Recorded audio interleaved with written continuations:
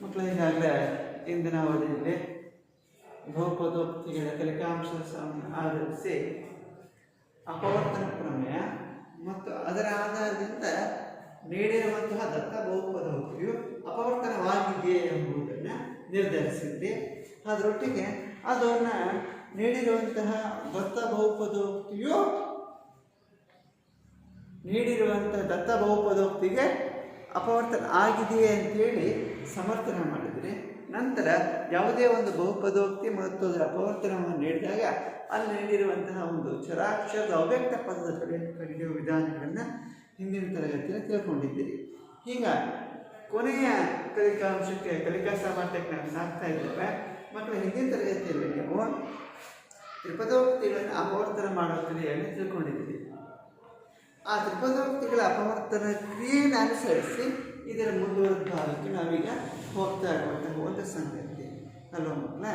ಇಲ್ಲಿ ನೀಡಿರುವಂತಹ ತ್ರಿಪದೋಕ್ತಿ ಒಂದು ವರ್ಗಾತ್ಮಕ ಬಹುಪದೋಕ್ತಿ ಆಗಿದೆ.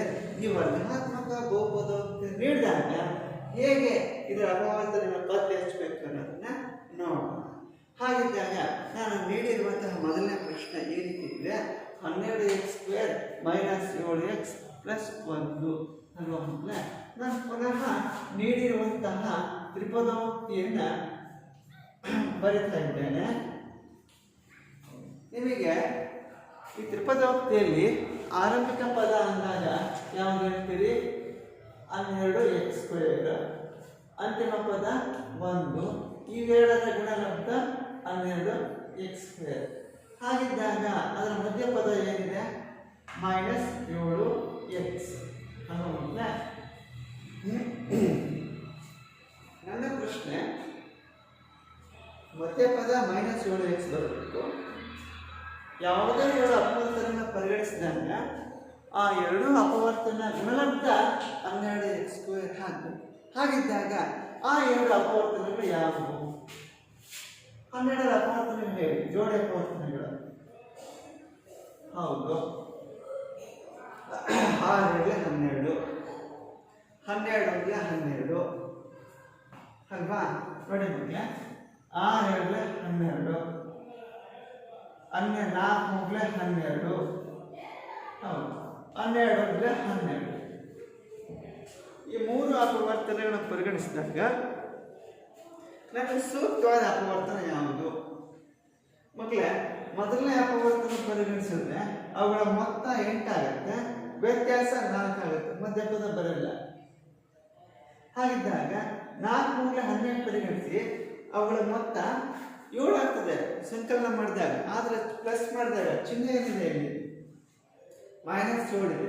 ಹಾಗಿದ್ದಾಗ ನಾವು ಪರಿಗಣಿಸಬೇಕಾಗಿದ್ದ ಸಂಖ್ಯೆ ಎರಡೂ ಅಪವರ್ತನಗಳ ಚಿಹ್ನೆ ಏನಾಗಿರಬೇಕು? -1 ಆಗಿರಬೇಕು. ಹಾಗಿದ್ದಾಗ ನಮಗೆ ಸೂಕ್ತವಾದ ಅಪವರ್ತನ ಯಾವುದು? -4 -3 ಅಲ್ವಾ ಮಕ್ಕಳೇ? ಈಗ ಇದನ್ನು -4x - 3x ಅಂತ ಬರೀಬಹುದಾ? ಬರೀಬಹುದಲ್ವ ಮಕ್ಕಳೇ? ಹೀಗೆ ನೋಡಿ, ಇಲ್ಲಿ 12x² ಅಂತ ಇದೆ. ಈ ಮಧ್ಯ ಪದ -7x ಇದೆಯಲ್ಲ, ಈ -7x ಅನ್ನು ವಿಭಜನೆ ಮಾಡ್ತಾ ಇದ್ದೀವಿ, ಸ್ಪ್ಲಿಟ್ ಅಪ್ ಮಾಡ್ತಾ ಇದ್ದೀವಿ ಅಂತ ಅರ್ಥ. ಹಾಗಾದ್ರೆ -7x ಏನಂತ ಬರೆದ್ವಿ? -4x - 3x + 1 ಅಲ್ವಾ ಮಕ್ಕಳ? ಸೊ ಇವೆರಡರ ಸಾಮಾನ್ಯ ಅಪವರ್ತನ ಯಾವುದು? 12 ಮತ್ತು 4ರ ಮಾಸಹ 4, x² ಮತ್ತು x ನ ಮಾಸಹ 4. ಇಲ್ಲಿ x² ಮತ್ತು x ನ ಮಾಸಹ ಅಂದಾಗ ನೀವು ಹೇಳ್ತೀರಿ ಮಹತ್ತದ ಸಮಾನ ಅಪವರ್ತನ ಅಂತ. ಗರಿಷ್ಠ ಘಾತ ಸೂಚಿ ಪರಿಗಣಿಸಬೇಕಾಗಿತ್ತಲ್ವಾ? ಸಾಧ್ಯ ಇಲ್ಲ, ಕನಿಷ್ಠ ಘಾತ ಸೂಚಿಯನ್ನು ಪರಿಗಣಿಸಬೇಕು. 4 × 12, 3x - 1 ಇದನ್ನು ಪರಿಗಣಿಸಿದ್ವಿ. ಹಾಗಾದ್ರೆ ಈ ಎರಡು ಪದೋಕ್ತಿಯಲ್ಲಿ ಸಾಮಾನ್ಯ ಅಪವರ್ತನ ಅಂತ ಹೇಳ್ತೀರಿ. ಗಮನಿಸ್ತಾ ಇದ್ದೀರಿ, ಸಂಖ್ಯಾ ಸಹಗುಣಕ -3 1 ಅಂತ ಹೇಳ್ತೀರಿ. -3 1 ಅಂತ ಹೇಳಿದಾಗ ಅವು ಅವಿಭಾಜ್ಯ ಸಂಖ್ಯೆಗಳು. ಹಾಗಿದ್ದಾಗ ಅವಿಭಾಜ್ಯ ಸಂಖ್ಯೆಗಳ ಮಾಸ ಎಷ್ಟಾಗುತ್ತೆ?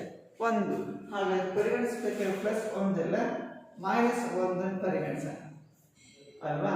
-1ರಿಂದ ಭಾಗಿಸಿ -3x ಹೌದು, ಮೈನಸ್ ಅಂತ ತೆಗೆದಾಗ -× plus plus 3x minus divide by plus minus minus 1 ಆಗುತ್ತೆ. ಸೊ ಇವೆರಡರ ಸಾಮಾನ್ಯ ಅಪವರ್ತನ ಯಾವುದು? 3x minus 1. ಹಾಗಾಗಿ ಸಾಮಾನ್ಯವಲ್ಲದ ಅಪವರ್ತನ ಯಾವುದು? 4x minus 1. ಈ ರೀತಿ ತ್ರಿಪದೋಕ್ತಿಗಳನ್ನ ಅಪವರ್ತನ ಕ್ರಿಯೆಯಲ್ಲಿ ಮಾಡುವಂತಹ ಒಂದು ವಿಧಾನ. ಇದು 2 ಅಪವರ್ತನಗಳಾಗಿದೆ. ಹಾಗೇನೆ ಇನ್ನೊಂದು ಸಮಸ್ಯೆ ನಾನು ನಿಮ್ಮನ್ನು ಬಿಡಿಸೋದನ್ನ, ಈ ಸಮಸ್ಯೆಯನ್ನು ನೋಡಿ ನೀವು 2x² ಪ್ಲಸ್ 7x ಪ್ಲಸ್ 3 ಅಂತ ಪ್ರಶ್ನೆ ಇದೆ ಅಲ್ವಾ? ಕಾಣ್ತಾ ಇದೆಯಲ್ವಾ ಮಕ್ಕಳೇ? ಕಾಣ್ತಾ ಇದೆಯಾ? ಈಗ ನನ್ನ ಪ್ರಶ್ನೆ, ಮಧ್ಯ ಪದ 7x ಇದೆ, ಆರಂಭಿಕ ಪದ 2x² ಇದೆ. ಹಾಗಾದ್ರೆ ಆರಂಭಿಕ ಮತ್ತು ಪ್ರಾರಂಭಿಕ ಪದಗಳ ಗುಣಲಬ್ಧ ಎಷ್ಟಾಗ್ತದೆ ಮಕ್ಕಳೇ? ಈ ಎರಡೂ ಪದಗಳ ಗುಣಲಬ್ಧ ಎಷ್ಟಾಯ್ತು? 6x² ಅಲ್ವಾ? ನೋಡಿ, ಮೊದಲನೇ ಪದ ಇಂಟು ಕೊನೆ ಪದ, ಇವೆರಡು ಪದಗಳ ಗುಣಲಬ್ಧ 6x² ಆಯ್ತು. ಹಾಗಿದ್ದಾಗ ಮಧ್ಯಪದ 7x ಅಲ್ವಾ ಮಕ್ಕಳೇ? ಸರಿನಾ? ಈಗ ಪ್ರಶ್ನೆ ಪುನಃ ಇದರ ಅಪವರ್ತನಗಳೇ.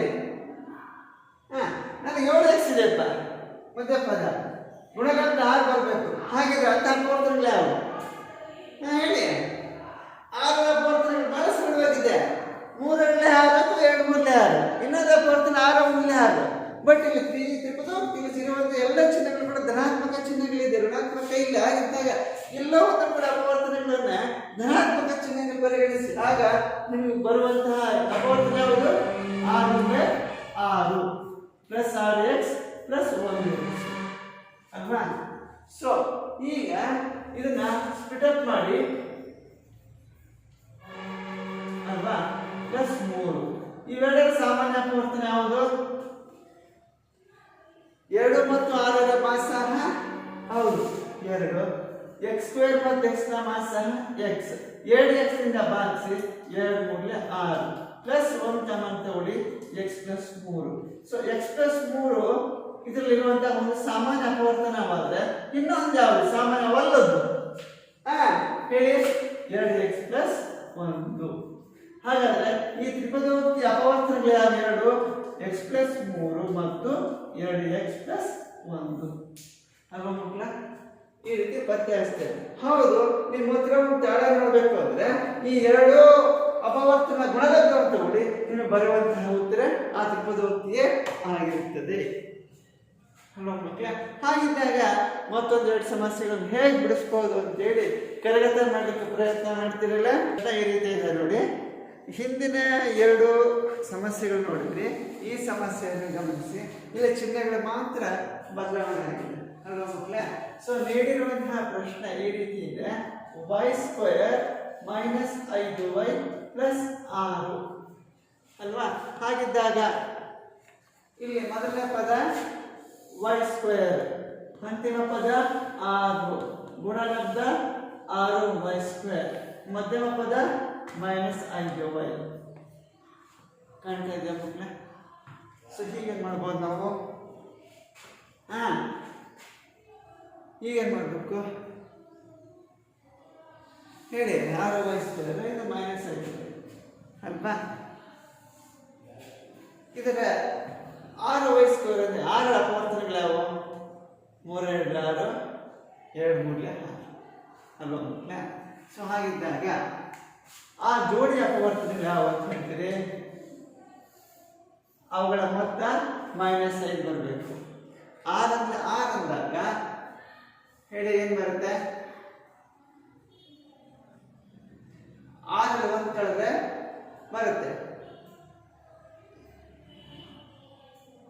ಪ್ಲಸ್ 5 ಬರುತ್ತೆ. ನನಗೆ ಬರಬೇಕಾಗಿರೋ ಉತ್ತರ ಏನಿದೆ? ಮೈನಸ್ 5. ಹಾಗಿದ್ದಾಗ 3 2 6 ಪರಿಗಣಿಸಿದ್ರೆ ಏನಾಗುತ್ತೆ ಹೇಳಿ?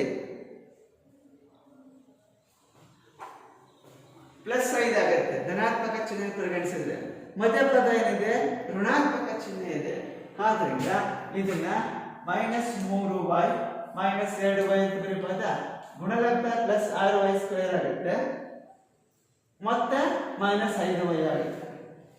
ಕೆಲವೊಂದು ಸಂದರ್ಭದಲ್ಲಿ ಬಳಸಬಹುದು 6 × 6 ಪ್ಲಸ್ 6 -1 ಕೂಡ ಬಳಸಬಹುದು. ಮತ್ತೆ ಯಾವುದು ಕೂಡ 2 ಅಪವರ್ತನ ಬರುತ್ತೆ.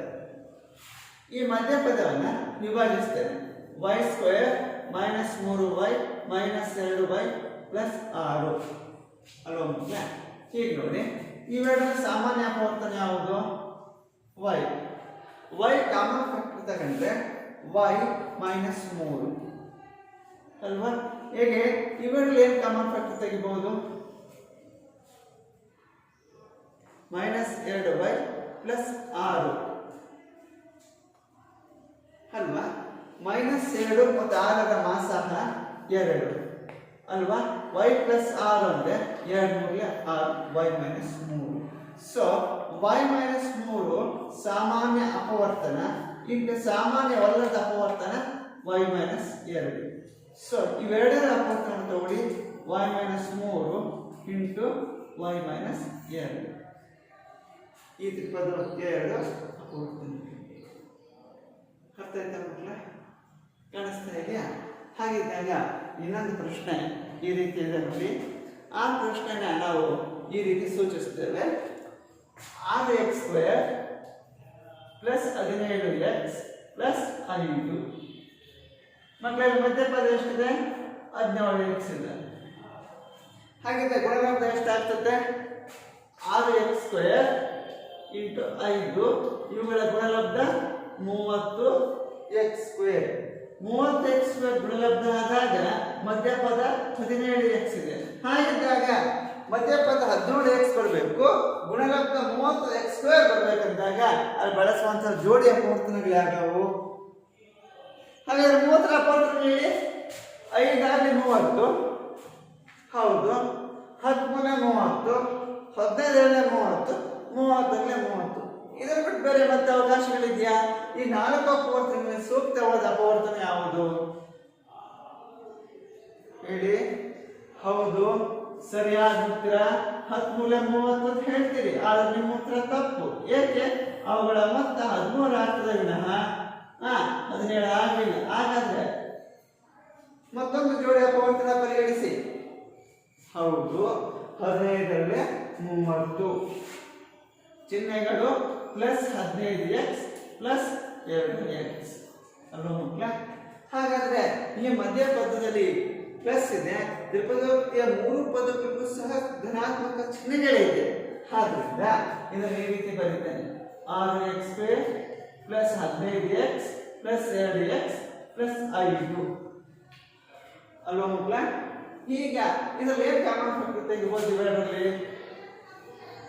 ಮಕ್ಕಳ ನಿಮಗೆ ಗೊತ್ತಿದೆ 6 ಮತ್ತು 15 ಅಂದಾಗ ಅವುಗಳ ಮಾಸಾಹ ವಿಶೇಷ ಭಾಗವನ್ನು ಒಂದೇ ಸಂಖ್ಯೆಯಿಂದ 6 3ರಿಂದ 3 6 x² ಮತ್ತು x ನ ಮಾಸಾಹ x ಅಂದಾಗ 2x + 5 3 6 3 15.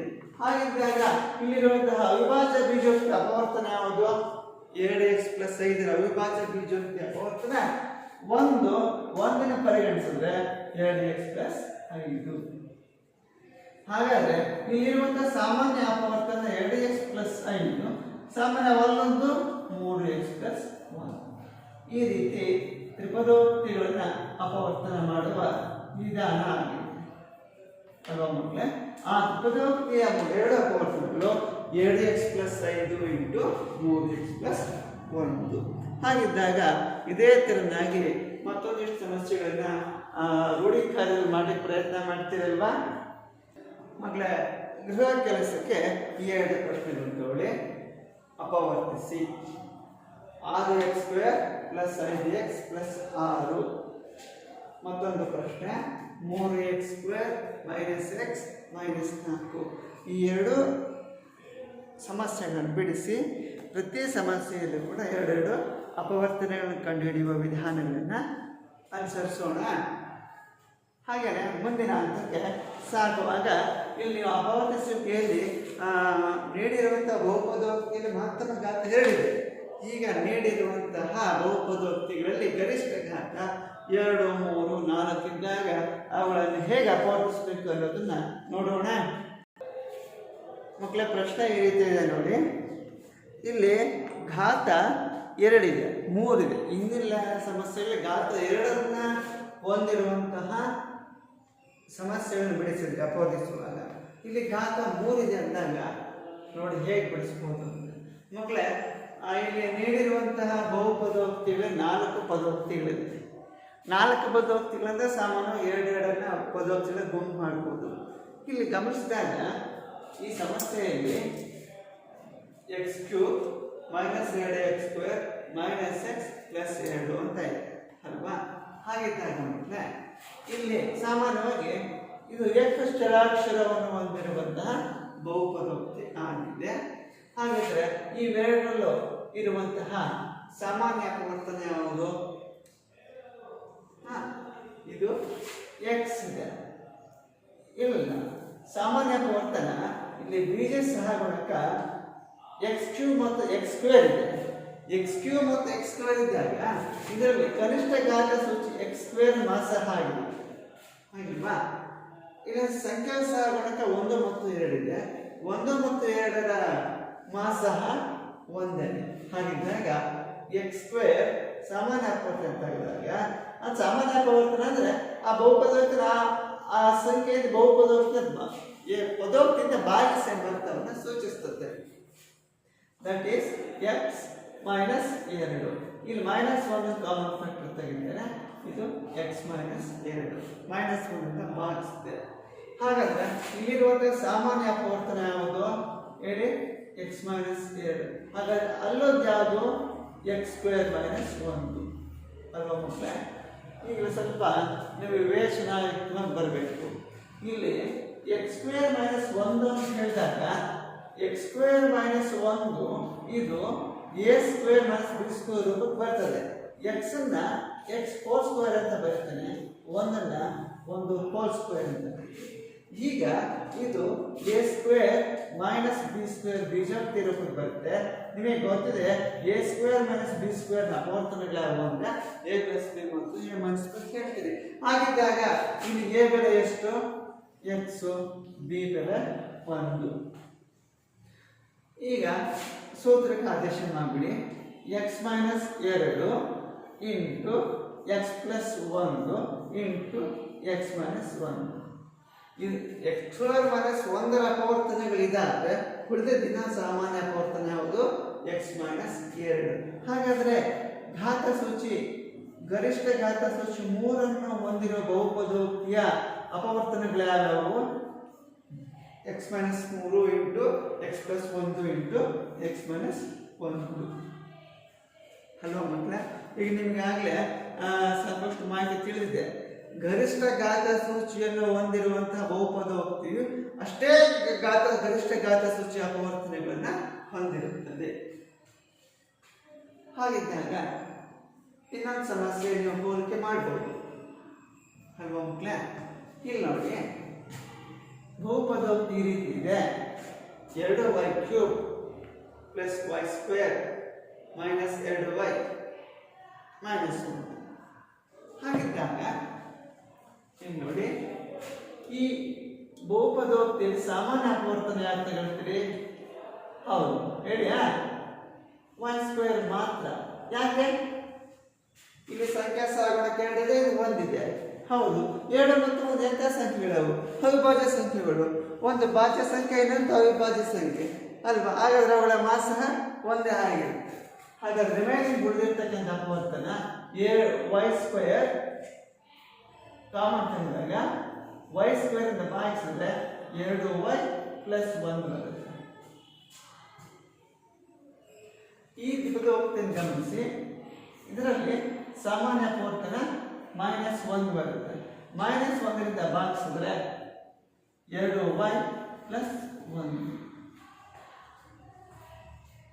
ಸೊ ಈಗ ನೋಡಿ, ಇವೆರಡಲ್ಲಿರೋದು ಸಾಮಾನ್ಯ ಅಪವರ್ತನ ಯಾವುದು? 2y + 1. ಹಾಗಾಗಿ ಸಾಮಾನ್ಯ ಒಲ್ಲದ್ದು y² - 1. ಪುನಃ ಇಲ್ಲಿ ಗಮನಿಸಿದಾಗ ಇಲ್ಲಿ x² - 1 ಅಪವರ್ತನ ಇತ್ತು, ಇಲ್ಲೇನು ಬಂದಿದೆ y ಸ್ಕ್ವೇರ್ ಮೈನಸ್ 1 ಬಂದಿದೆ. ಈಗ ನೋಡಿ ಮಕ್ಕಳೇ, ಇದನ್ನು ಸಾಮಾನ್ಯವಲ್ಲದ ಅಪವರ್ತನವನ್ನು a square minus b square ಅಂತ ಬರ್ಬೋದು. ಹಾಗಾದರೆ ಇಲ್ಲಿ a square minus b square ಬೀಜೋಕ್ತಿಯ ವಿಸ್ತರಣೆ ಏನು? a plus b into a minus b. ಇಲ್ಲಿ a ಬೆಲೆ ಏನು? y, b ಬೆಲೆ 1. ಈಗ ಇದನ್ನು ಆದೇಶ ಮಾಡೋಣ. 2y plus 1 into a plus b, 2y plus 1 into a minus b, 2y minus 1 ಅಲ್ವಾ ಮಕ್ಕಳು? ಸಾರಿ, ಇಲ್ಲಿ a ಬೆಲೆ y ಇದೆ, b ಬೆಲೆ 1 ಇದೆ ಅಂದಾಗ y plus 1 into y minus 1. ಇಲ್ಲಿ 2y ಪ್ಲಸ್ 1 ಅನ್ನೋದು ಒಂದು ಸಾಮಾನ್ಯ ಅಪವರ್ತನವಾದರೆ ಸಾಮಾನ್ಯವಲ್ಲದ ಅಪವರ್ತನಗಳು y plus 1 into y minus 1. ಈ ರೀತಿ 3 ಅಪವರ್ತನಗಳು ಬರ್ತದೆ. ಹಾಗಿದ್ದಾಗ ಮತ್ತೊಂದು ರೀತಿಯ ಸಮಸ್ಯೆಗಳಲ್ಲಿ ಅಪವರ್ತಿಸುವ ಕ್ರಮ ಏನು ಅನ್ನೋದನ್ನ ನೋಡೋಣ. ಈ ಎರಡೂ ಸಮಸ್ಯೆಯಲ್ಲಿ ನಿಮಗೆ ಸಾಮಾನ್ಯ ಅಪವರ್ತನ ಇದೆ. ಹಾಗೆ ಸಾಮಾನ್ಯ ಅಪವರ್ತನ ಇಲ್ಲದೆ ಇದ್ದಾಗ ಹೇಗೆ ಆ ಸಮಸ್ಯೆಯನ್ನು ಬಿಡಿಸಬೇಕು ಅನ್ನೋದನ್ನ ನೋಡೋಣ. ಮಕ್ಕಳೇ, ಈ ಪ್ರಶ್ನೆ ನೋಡಿ. ಪಿ ಆಫ್ ಅಪವರ್ತಿಸಿ x³ minus 3x² minus 9x minus 5. ನೀವು ಸಾಮಾನ್ಯ ಪರೀಕ್ಷಾ ಕ್ರಮದಿಂದಾಗಲಿ ಅಪವರ್ತನ ವಿಧಾನದಿಂದಾಗಲಿ ಇದರ ಅಪವರ್ತನ ಕಂಡುಹಿಡಿಯಲಿಕ್ಕೆ ಸಾಧ್ಯತೆಗಳಿಲ್ಲ. ಹಾಗಿದ್ದಾಗ ಇಂತಹ ಸಮಸ್ಯೆಗಳನ್ನು ಹೇಗೆ ಬಿಡಿಸಬೇಕು ಅನ್ನೋ ಆಲೋಚನೆ ನಿಮ್ಮಲ್ಲಿ ಬರ್ತಾ ಇದೆ ಅಲ್ವಾ ಮಕ್ಕಳೇ? ಇದೊಂದು ಬಹುಪದೋಕ್ತಿ ಅಂತ ನೀವು ಪರಿಗಣಿಸಿದ್ರೆ ಇದನ್ನ ಪಿ ಆಫ್ ಎಕ್ಸ್ ಈಕ್ವಲ್ಸ್ ಅಂತ ಬರೀತೇನೆ. ಇಲ್ಲಿ ಸ್ಥಿರ ಪದ 5 ಇದೆ. 5ರ ಅಪವರ್ತನಗಳಾದವು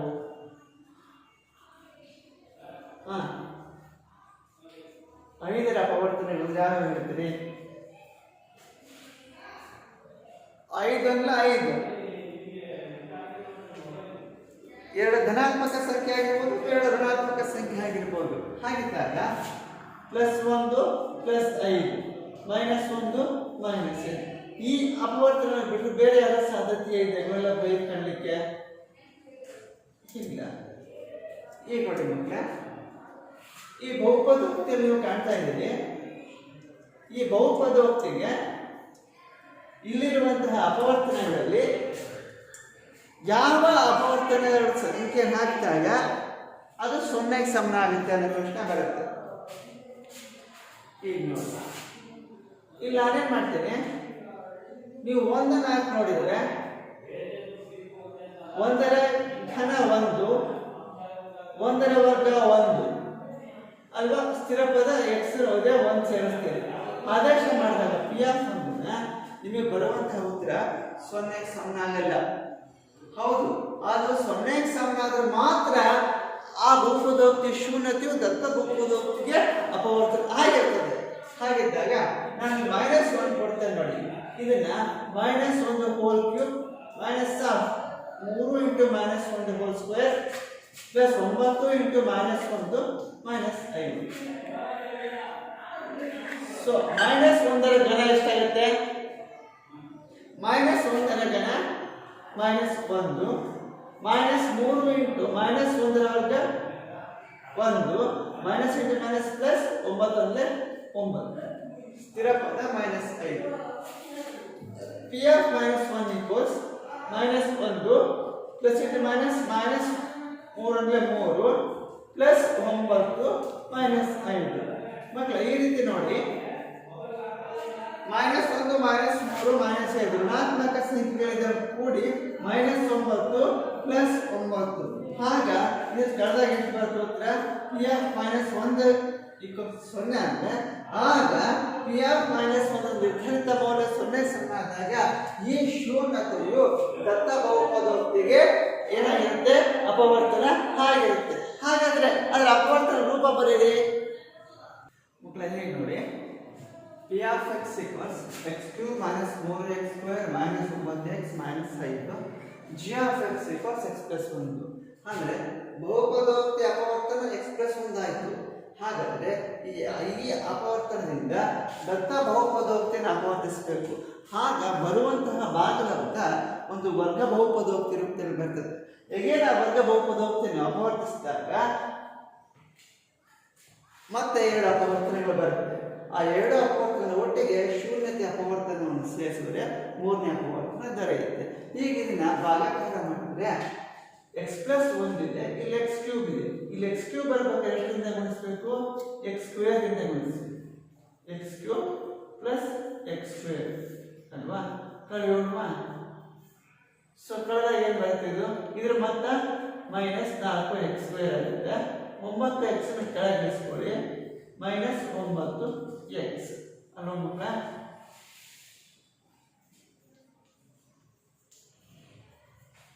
ಸೊ ಹೀಗ ಇಲ್ಲಿ -4x² ಬರಬೇಕು ಅಂದ್ರೆ ಇದನ್ನು ಎಷ್ಟರಿಂದ ಗುಣಿಸಬೇಕು? -4x ನಿಂದ. -4x² -4x plus into minus. ಈಗ ನೋಡಿ, ವಿರುದ್ಧ ಕಳೆಯುವಾಗ ಶೋಧನೆಯ ಚಿಹ್ನೆಗಳನ್ನು ಪರಿಗಣಿಸಬೇಕು. ಹಾಗಿದ್ದಾಗ ಇದನ್ನು ಕಳೆದಾಗ ಏನು ಉತ್ತರ ಬರುತ್ತೆ? 9 ಹೋದ್ರೆ 5x ಅಲ್ಲ -5x, ದೊಡ್ಡ ಸಂಖ್ಯೆ ಚಿಹ್ನೆ ಇದೆ. ಅದೇ ತರನಾಗಿ ಸ್ಥಿರ ಪದವನ್ನು ಕೆಳಗಿಳಿಸಿಕೊಳ್ಳಿ, -5 ಅಲ್ವಾ? ಈಗ ಎಷ್ಟರಿಂದ ಗುಣಿಸ್ತೀರಿ ನೋಡಿ? -5ರಿಂದ ಗುಣಿಸ್ತೀರಾ? -5x -5 ಕಳೆಯೋಣ. ಕಳೆಯುವಾಗ ಚಿಹ್ನೆಗಳು ಅದನ್ನು ಬದಲಾಗುತ್ತೆ, ನಿಶೇಷ ಭಾಗವಾಗುತ್ತೆ. ಕಳೆದಾಗ 0 ಬರುತ್ತೆ ಶೇಷ. ಹಲೋ ಮಕ್ಕಳೇ, ಈಗ ಆನ್ಸರ್ ನಾವೇನು ಹೇಳಬೇಕು? q of x equals ಏನಾಯ್ತು? x² -4x -5 ಬಂತು. ಶೇಷ r of x equals 0 ಅಲ್ವಾ? ಶೇಷ r of x equals 0 ಆದಾಗ ಭಾಗಲಬ್ಧ ಎಷ್ಟು ಬರುತ್ತೆ? x² -4x -5 ಬರುತ್ತೆ. ಮಕ್ಕಳೇ, ಒಂದು ಸಾಮಾನ್ಯ ಅಪವರ್ತನ ಏನಿದೆ? x+1 ಇದೆ ಅಲ್ವಾ? ಆ x+1 ಅಲ್ವಾ? ಇಲ್ಲಿ ನೋಡಿ, ಇದು p of x ಅಲ್ವಾ? ಈ p of x equals ಬಹುಪದೋಕ್ತಿ ಗೊತ್ತಿದೆ. ಅದರ ಸಾಮಾನ್ಯ ಅಪವರ್ತನ x+1 ಇದೆ. ಭಾಗಲಬ್ಧ ಎಷ್ಟಿದೆ? x² -4x -5 ಬರುತ್ತೆ. ಭಾಗಲಬ್ಧ ಇಷ್ಟಿದ್ದಾಗ ಈ ಭಾಗಲಬ್ಧ ವರ್ಗ ಬಹುಪದೋಕ್ತಿಯಲ್ಲಿದೆ, ಇದನ್ನ ಅಪವರ್ತನ ಮಾಡಿ. ಹೇಗೆ ತ್ರಿಪದೋಕ್ತಿಯನ್ನು ಅಪವರ್ತನ ಮಾಡ್ತಿರಲ್ಲ ಹಾಗೇನೆ ಅಲ್ವಾ? ಆರಂಭಿಕ ಪದ x² ಇದೆ, ಮಧ್ಯ ಪದ -4x ಇದೆ, ಅಂತಿಮ ಪದ ಆರಂಭಿಕ ಪದ ಗುಣಲಬ್ಧ -5x². ಹಾಗಾದ್ರೆ ಆ 2 ಅಪವರ್ತನಗಳು ಯಾವುದು? ಸರಳವಾದ ಉತ್ತರ 5 ಬರುತ್ತೆ. ಬಟ್ ಚಿಹ್ನೆ ಏನಿದೆ? -5x + x -5. ಹಲೋ ಮಕ್ಕಳೇ, ಈಗ p of x equals x+1 into ಇವೆರಡು ಸಾಮಾನ್ಯ ಅಪವರ್ತನ x ತಗೊಳ್ಳಿ, x -5. ಇದರಲ್ಲಿ +1 ತಗೊಳ್ಳಿ, x -5. ಸೊ ಇವೆರಡಲ್ಲಿರುವಂಥ ಸಾಮಾನ್ಯ ಅಪವರ್ತನ ಯಾವುದು? x+1 ಇಂಟು x -5 ಸಾಮಾನ್ಯ ಅಪವರ್ತನ ತಗೊಂಡ್ರೆ ಇನ್ನೊಂದು ಸಾಮಾನ್ಯ ಅಲ್ಲದ ಯಾವುದು? x+1. ಏಕೆ? ಇದನ್ನು ನೋಡಿ, ಆವರಣ ವಿಸರ್ಜನೆ ಮಾಡಿ x+1 into x -5 into x+1. ಇವು 3 ಅಪವರ್ತನಗಳು ಅದಕ್ಕೆ ಬರ್ತದೆ. ಇದಕ್ಕೆ ಬಹುಪದೋಕ್ತಿ ಬರ್ತದೆ. ಹಾಗಾದ್ರೆ ಈ p of x ಬಹುಪದೋಕ್ತಿ ಅಪವರ್ತನಗಳು ಯಾವುದು ಅಂದ್ರೆ x+1 into x -5 into x+1. ಸರಿನಾ ಮಕ್ಕಳ? ಸಾಮಾನ್ಯವಾಗಿ ಪರೀಕ್ಷೆಗಳಿಂದ 3 ಅಂಕಕ್ಕೆ ಕೇಳುವಂತಹ ಒಂದು ಪ್ರಶ್ನೆ ಇದಾಗಿರುತ್ತೆ. ಇದನ್ನ ಇದೇ ಸಂಗತಿಯನ್ನು ಆಧರಿಸಿ ಗೃಹ ಕೆಲಸದಲ್ಲಿ 1-2-3 ಪ್ರಶ್ನೆಗಳನ್ನು ಮಾಡಲಿಕ್ಕೆ ಪ್ರಯತ್ನ ಮಾಡ್ತೀರಲ್ವಾ ಮಕ್ಕಳ? ಗೃಹ ಕೆಲಸಕ್ಕೆ ಪ್ರಶ್ನೆ ತಗೊಳ್ತೀರಿ. x³ + 13x² + 32x + 20. ಎರಡನೇ ಪ್ರಶ್ನೆ x³ - 23x² + 142x - 120. ಈ ರೀತಿ ಗೃಹ ಕೆಲಸದಲ್ಲಿ ಮಾಡಿ. ಓಕೆ.